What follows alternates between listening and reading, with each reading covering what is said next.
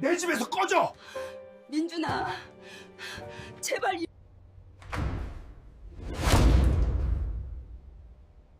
세상 사람들은 말한다. 돈이 사람을 바꾼다고. 하지만 내가 오늘 보여주려는 건 그보다 더 무서운 진실이다. 돈은 사람을 바꾸지 않는다. 단지 그 사람의 진짜 얼굴을 드러낼 뿐이다. 내 이름은 순옥, 79살, 이제 곧 80이다. 하지만 내 머릿속은 그 어느 때보다 또렷하다. 오늘부터 나는 연극을 시작한다. 손을 떨고 걸음을 비틀거리고 눈을 흐리게 만들 것이다. 파킨슨병 환자처럼, 아니 그보다 더 초라하고 불쌍한 노인처럼. 왜냐고? 내 손 안에 숨겨진 건 450억이라는 돈이 아니라 내 아이들의 진심을 확인할 마지막 기회이기 때문이다. 누가 나를 진심으로 사랑하는지, 누가 나를 그저 짐으로 여기는지 그 끝에서 모든 것이 드러날 것이다. 이것은 복수가 아니다. 진실을 마주하는 용기다. 남편이 내 명의로 남긴 그 쓸모없다던 땅 하나가 내 삶의 마지막 장을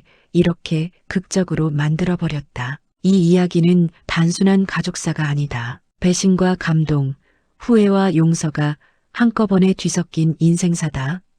남편 영수가 그 언덕을 처음 샀을 때가 기억난다. 40년도 더 전 일이다. 여보, 저 땅 언젠가는 우리에게 큰 도움이 될 거요. 남편은 언덕을 올라가며 활짝 웃었다. 바람에 잡목들이 흔들리고 까치 소리가 들렸다. 나는 한숨을 쉬며 남편의 뒷모습을 바라봤다. 아이고, 잡목만 우거진 땅이 뭔 소용이겠어요. 농사도 안 되는 땅을. 남편은 돌아서서 내 손을 꼭 잡았다. 거칠지만 따뜻한 손이었다. 그냥 두소. 물려줄 것도 없는데 이것 하나쯤은 남겨야지. 필요할 때가 올 거요. 남편은 그렇게 말하고는 매일 저녁 그 언덕을 바라보곤 했다. 창문 너머로 보이는 언덕의 실루엣. 석양이 지면 남편은 조용히 미소 지었다. 10년 후 남편은 세상을 떠났다. 갑작스러운 심장마비였다. 병원에 도착했을 땐 이미 늦었다. 나는 남편의 손을 붙잡고 울었다. 차가워진 손을 놓을 수가 없었다. 여보, 당신이 사랑하던 그 언덕,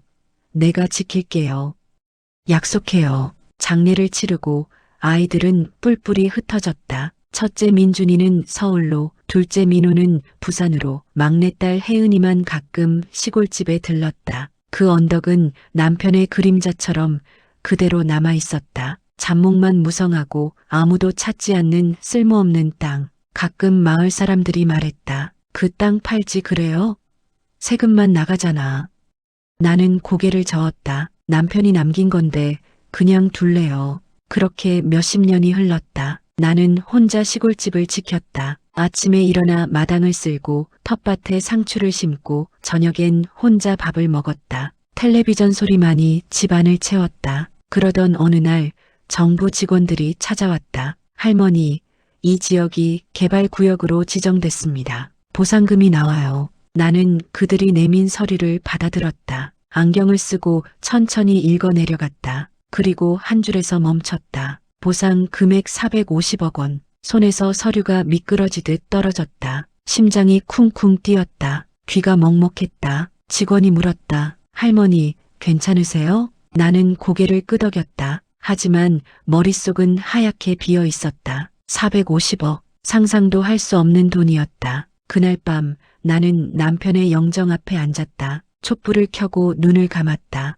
여보, 당신 말이 맞았어요. 그 땅이 정말 우리를 도와주네요. 남편의 미소가 떠올랐다. 언덕을 바라보던 그 따뜻한 눈빛. 나는 눈물을 흘렸다. 슬픔이 아니라 감사함 때문이었다. 하지만 그 순간 문득 궁금해졌다. 이 돈을 아이들이 알게 되면 어떻게 될까? 그들은 나를 어떻게 대할까?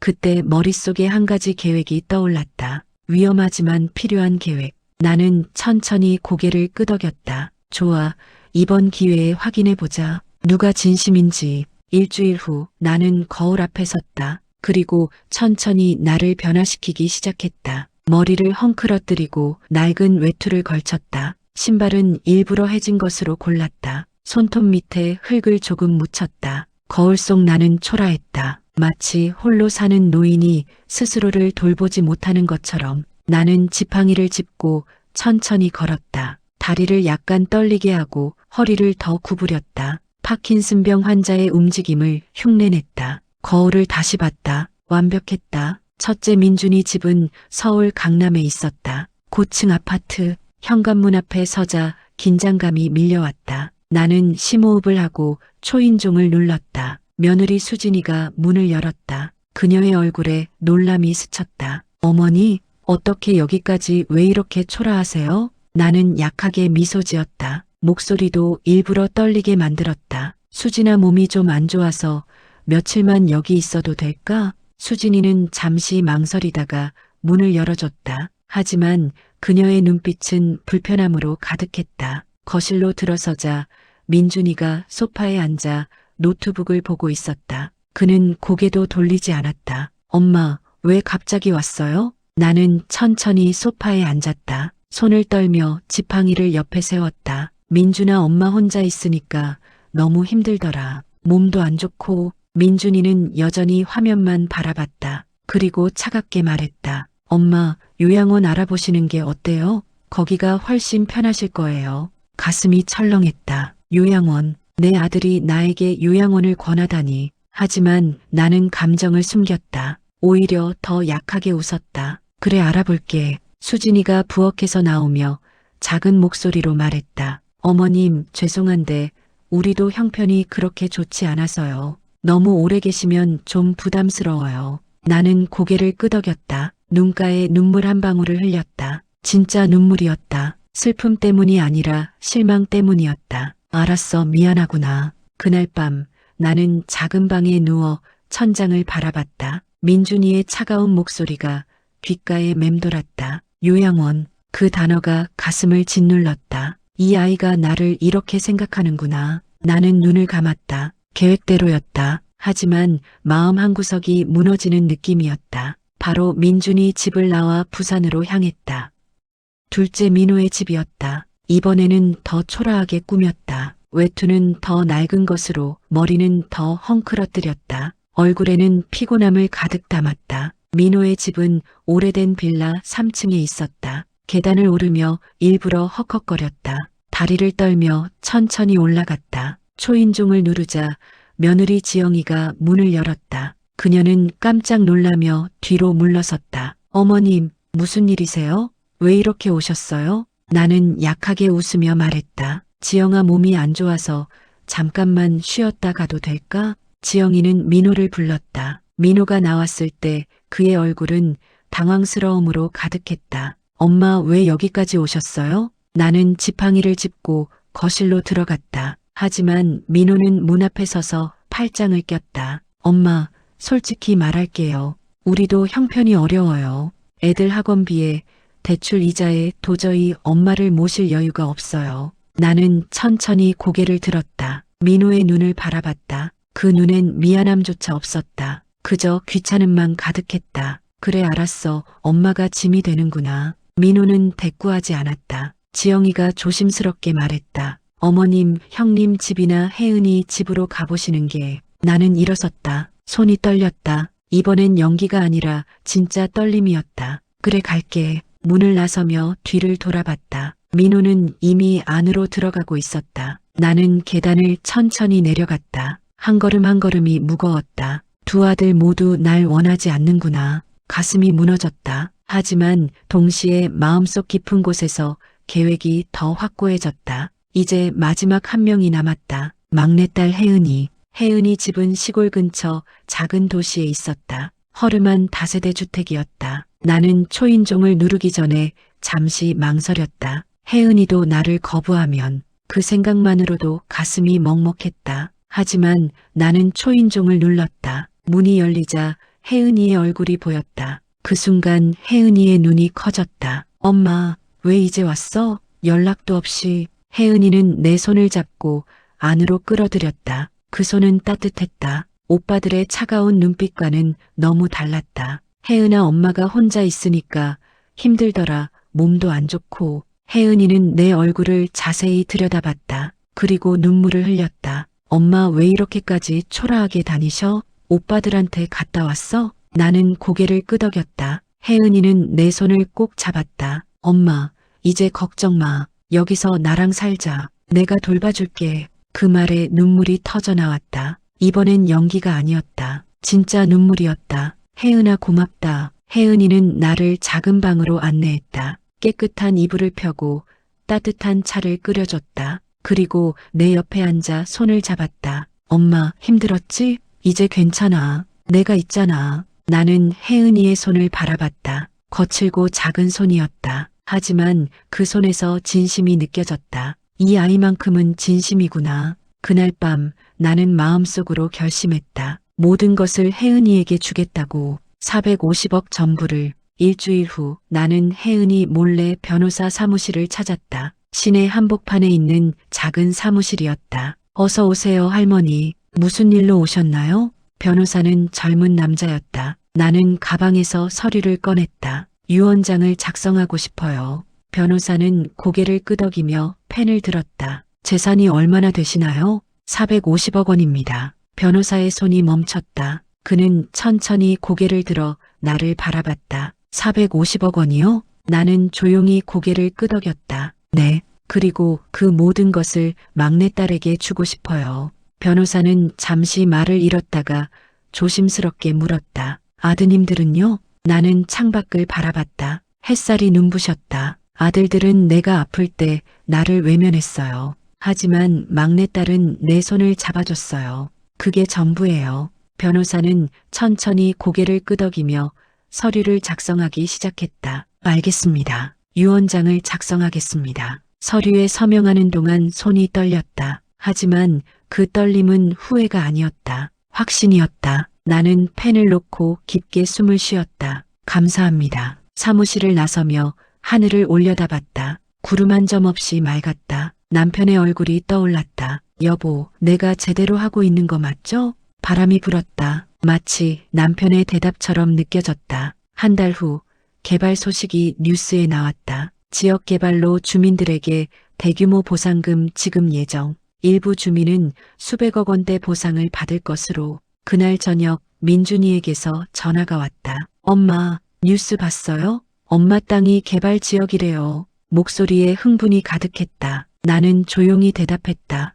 응, 알고 있어. 보상금이 얼마예요? 진짜 많이 나온대요. 나는 잠시 침묵했다가 말했다. 450억. 전화기 너머로 숨소리만 들렸다. 민준이는 한참 후에야 말했다. 450억이요? 그래. 엄마, 지금 어디 계세요? 제가 바로 갈게요. 나는 작게 웃었다. 민준아, 이미 다 정리했어. 네, 무슨 말씀이세요? 전 재산 혜은이에게 줬어. 전화기 너머로 침묵이 흘렀다. 그리고 민준이의 목소리가 떨리기 시작했다. 엄마, 그게 무슨 말씀이세요? 왜 우리한텐 안 주셨어요? 너희는 내가 도움이 필요할 때 날 외면했잖니. 요양원 가라고 했잖니. 그건 그때는 몰랐어요. 엄마가 그렇게 큰 돈을 가지고 있는 줄. 나는 천천히 말했다. 바로 그거야, 민준아. 돈이 있을 때만 날 찾는 게 문제야. 전화가 끊겼다. 나는 핸드폰을 내려놓고 창밖을 바라봤다.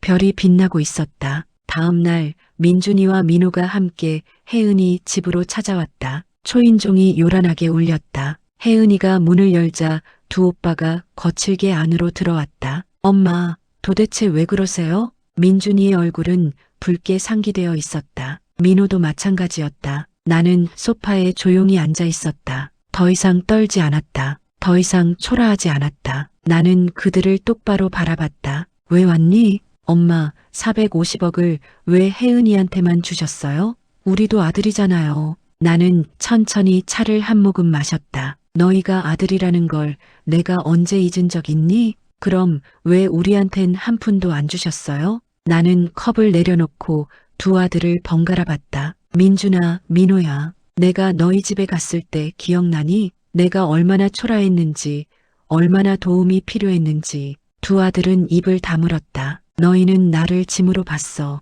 요양원 가라고 했고 형편이 어렵다며 문전박대했지. 하지만 혜은이는 달랐어. 혜은이는 내 손을 잡고 함께 있어줬어. 민준이가 급하게 말했다. 엄마, 그건 오해예요. 우리도 엄마를 사랑해요. 사랑? 나는 씁쓸하게 웃었다. 사랑이 돈이 있을 때만 생기는 거니? 민호가 무릎을 꿇었다. 엄마 잘못했어요. 그때 정말 몰랐어요. 엄마가 얼마나 힘드셨는지 이제 알았다고. 돈을 알고 나서야 두 아들은 눈물을 흘리기 시작했다. 처음 보는 모습이었다. 하지만 나는 마음을 굳게 먹었다. 미안하지만 이미 결정했어. 혜은이가 모든 것을 받을 거야. 그날 밤 혜은이가 내 방으로 들어왔다. 그녀의 눈가가 붉었다. 엄마 오빠들 때문에 미안해. 나는 혜은이의 손을 잡았다. 혜은아, 넌 잘못한 게 없어. 하지만 오빠들도 엄마 자식인데 이렇게 하는 게 맞나 싶어. 나는 혜은이의 얼굴을 바라봤다. 그 눈에는 진심 어린 걱정이 담겨 있었다. 혜은아, 넌 참 착하구나. 오빠들을 걱정하는 걸 보니. 엄마, 하지만 이건 내 결정이야. 혜은이는 눈물을 흘렸다. 엄마, 난 돈이 필요 없어. 그냥 엄마랑 함께 있는 게 좋아. 나는 혜은이를 안아줬다. 넌 그저 받아들이기만 하면 돼. 몇 달 후 혜은이는 돈을 사용하기 시작했다. 하지만 내가 예상한 대로였다. 혜은이는 명품 가방을 사지 않았다. 고급 차를 사지 않았다.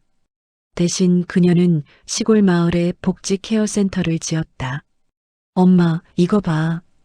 여기서 할머니, 할아버지들이 편하게 지내실 수 있어. 케어센터는 햇살이 잘 드는 곳에 지어졌다. 넓은 정원과 편안한 방들, 그리고 따뜻한 식사를 제공하는 식당. 혜은아, 이게 다 내 돈인데. 혜은이는 웃으며 말했다. 엄마, 이 돈은 원래 엄마 거잖아. 엄마가 좋아하실 일에 쓰는 게 맞는 것 같아. 나는 눈물을 흘렸다. 고맙다, 정말 고맙다. 혜은이는 또한 장학재단을 만들었다. 가난한 아이들이 공부할 수 있도록. 남편이 평생 꿈꿨던 일이었다. 여보, 우리 딸이 당신 꿈을 이루고 있어요. 나는 남편의 영정 앞에서 속삭였다. 봄이 왔다. 벚꽃이 피는 날 혜은이가 말했다. 엄마, 오빠들 불러도 돼? 나는 잠시 망설였다. 그리고 고개를 끄덕였다. 그래, 제시돌에게 속그래 불러봐. 혜은이는 조심스럽게 두 오빠에게 연락했다. 그리고 일주일 후 민준이와 민호가 다시 찾아왔다. 이번엔 달랐다. 그들은 문 앞에서 신발을 벗으며 고개를 숙였다. 엄마, 들어가도 돼요? 나는 조용히 고개를 끄덕였다. 식탁에는 내가 평생 해왔던 시골 밥상이 차려져 있었다. 된장찌개, 김치, 나물, 그리고 보리밥. 남편이 좋아하던 음식들이었다. 민준이가 먼저 입을 열었다. 엄마, 정말 죄송해요. 그의 목소리가 떨렸다. 그때 엄마가 얼마나 힘드셨는지 몰랐어요. 아니, 알려고 하지 않았어요. 민호도 눈물을 흘리며 말했다. 엄마, 저도 잘못했어요. 돈만 보고 엄마 마음은 보지 못했어요. 나는 밥을 한 숟가락 떠서 입에 넣었다. 천천히 씹으며 두 아들을 바라봤다. 너희가 후회하는 게 보여. 진심인 것도 알아. 두 아들의 얼굴에 희망이 떠올랐다. 하지만 나는 숟가락을 내려놓았다. 하지만 깨진 마음은 예전처럼 돌아가지 않아. 물론 미워하지는 않는다. 너희는 내 아들이니까. 엄마.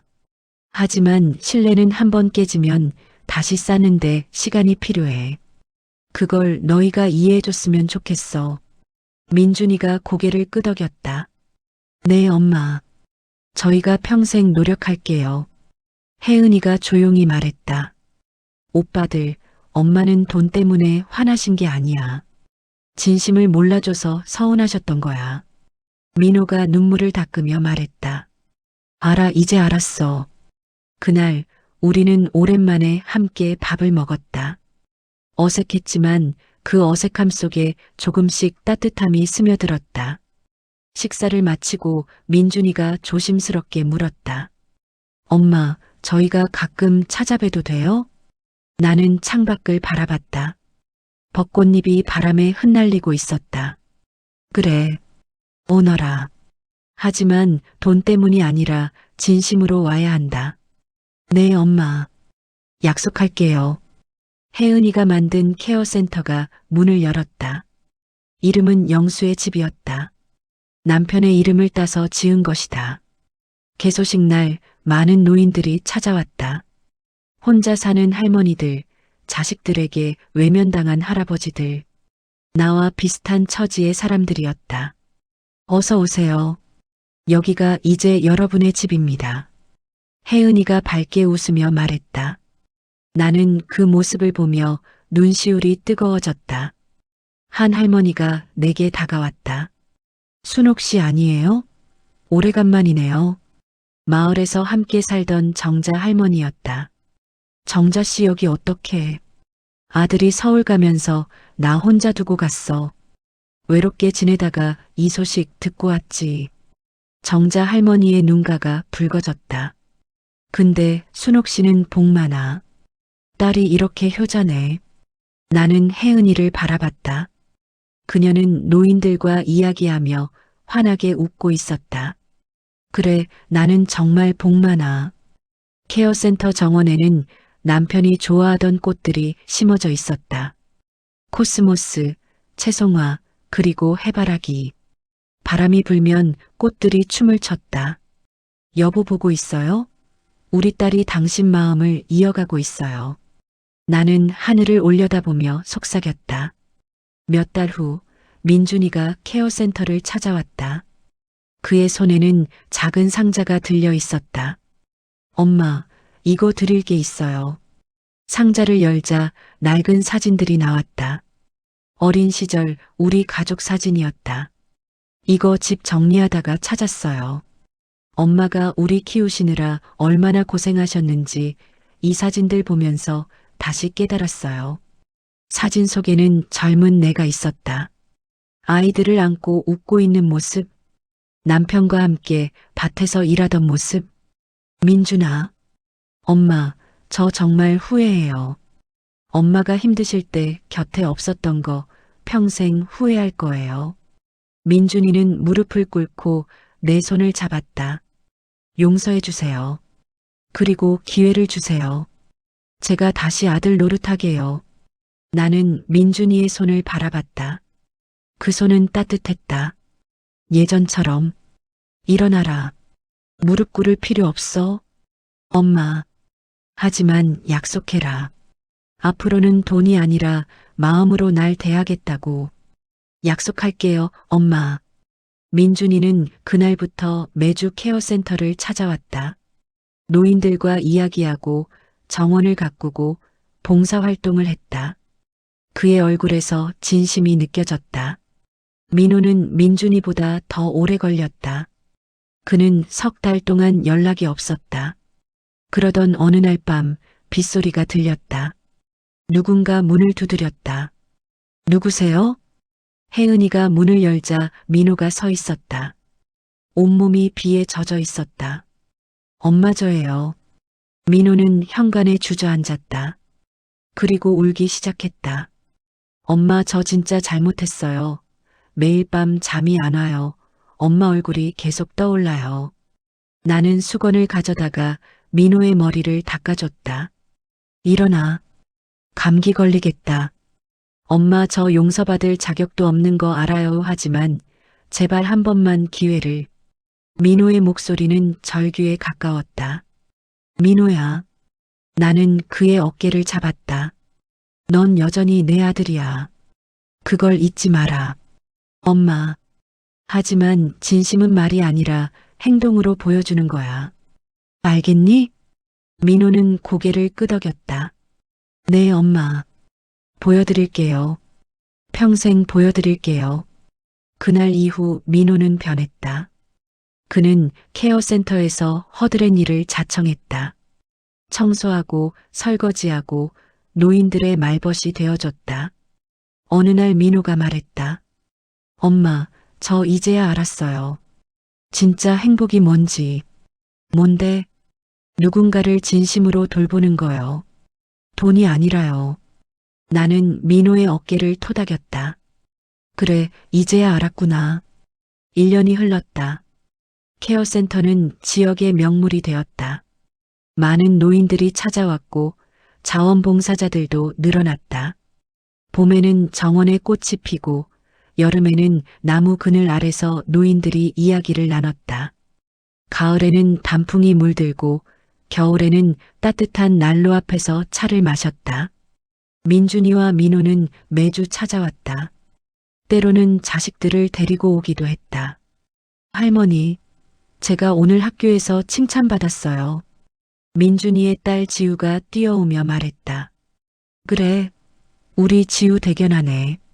나는 지우를 안아주었다. 아이의 체온이 따뜻했다. 민호의 아들 준서는 케어센터 노인들과 바둑을 두고 있었다. 할아버지, 제가 이겼어요.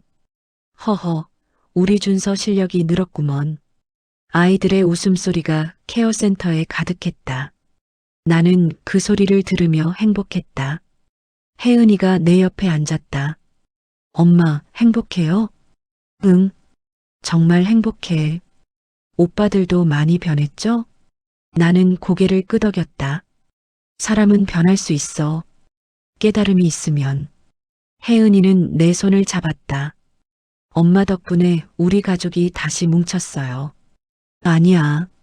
너 덕분이야, 혜은아. 어느 가을 저녁 나는 남편의 묘소를 찾았다. 석양이 지고 있었다. 여보, 나왔어요. 묘비를 닦으며 말했다. 당신이 남긴 땅 덕분에 큰일 겪었어요. 450억이라니. 상상도 못했죠? 바람이 불었다. 처음엔 아이들 시험하려고 했어요. 누가 진심인지 보려고. 근데 시험하면서 내 마음도 많이 아팠어요. 나는 잠시 말을 멈췄다. 민준이랑 민호가 날 외면했을 때 정말 가슴이 무너지는 줄 알았어요. 내가 키운 아들들인데 눈물이 흘렀다. 하지만 혜은이가 있었어요. 그 아이가 날 잡아줬어요. 그래서 다시 일어설 수 있었죠. 묘비에 기대며 말을 이었다. 지금은요, 아들들도 많이 변했어요. 진심으로 날 대해요. 시간이 걸렸지만 결국 깨달았어요. 하늘을 올려다봤다. 별이 하나둘 떠오르고 있었다. 여보, 당신 말이 맞았어요. 그 땅이 우리에게 큰 도움이 됐어요. 돈 때문이 아니라 진심을 확인할 수 있어서요. 바람이 다시 불었다. 남편의 목소리가 들리는 것 같았다. 잘했소, 여보. 정말 잘했소. 나는 미소 지었다. 고마워요, 여보. 당신 덕분에 마지막까지 행복해요. 겨울이 왔다. 첫눈이 내리는 날, 혜은이가 가족 모임을 제안했다. 엄마, 우리 다 같이 모여서 저녁 먹어요. 오빠들도 오래간만에. 케어센터 식당에 긴 테이블이 차려졌다. 민준이네 가족, 민호네 가족, 그리고 혜은이. 모두 모였다. 할머니, 제가 오늘 그림 그렸어요. 지우가 종이를 펼쳤다. 거기에는 우리 가족이 손을 잡고 있는 그림이 그려져 있었다. 우와, 우리 지우 그림 정말 잘 그리네. 할머니가 제일 예뻐요. 아이들의 웃음소리가 식당에 울려 퍼졌다. 저녁 식사가 시작되었다. 된장찌개 냄새가 따뜻하게 퍼졌다. 민준이가 말했다. 엄마, 제가 술 한 잔 따라도 될까요? 그래. 오늘은 특별한 날이니까. 민준이는 네 잔의 술을 따랐다. 그리고 자신의 잔도 채웠다. 엄마, 이 자리에서 다시 한번 말씀드리고 싶어요. 정말 죄송했고 감사해요. 민호도 잔을 들었다. 저도요, 엄마. 엄마 덕분에 인생에서 가장 중요한 걸 배웠어요. 혜은이가 웃으며 말했다. 오빠들, 이제 그만 사과해. 엄마도 지겹다고 하실걸? 나는 웃었다. 그래, 이제 그만하자. 우리 앞만 보고 가자. 모두 잔을 부딪혔다. 그 소리가 따뜻하게 울렸다. 식사 후 우리는 케어센터 정원으로 나갔다. 눈이 소복이 쌓여 있었다. 아이들이 눈사람을 만들고 어른들은 그 모습을 지켜봤다. 엄마, 추우시죠? 이거 두르세요. 민준이가 자신의 목도리를 내 목에 둘러줬다. 엄마, 손 시리시면 이거 쓰세요. 민호가 핫팩을 내 손에 쥐어줬다. 혜은이는 그 모습을 보며 눈물을 글썽였다. 오빠들 정말 많이 변했다. 나는 세 자식을 바라봤다.